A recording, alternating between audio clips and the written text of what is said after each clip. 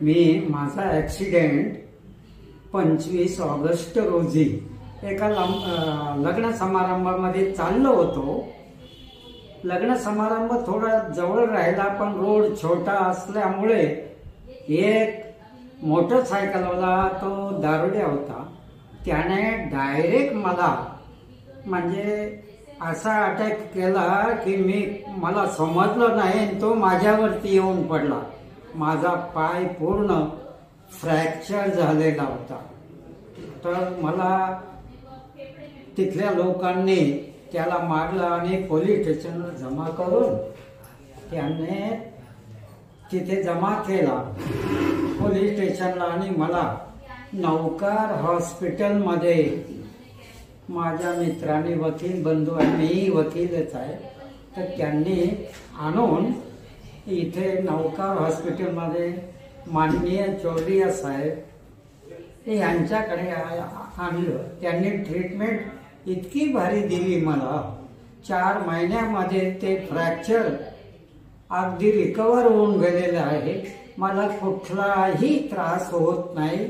आज रोजी मी त्यांना तपासणीसाठी आलं तर त्यांनी गोळ्या वगैरे जे फक्त डायबिटिक आहे मला, त्याच्यामुळे उशीर लागला म्हणे तुम्हाला, नाही तर सर्व अगदी साहेबांनी, डॉक्टर साहेबांनी इतकी भारी ट्रीटमेंट दिली की मला जेवणाचा का गोळ्यांचा काहीही त्रास झालेला नव्हता.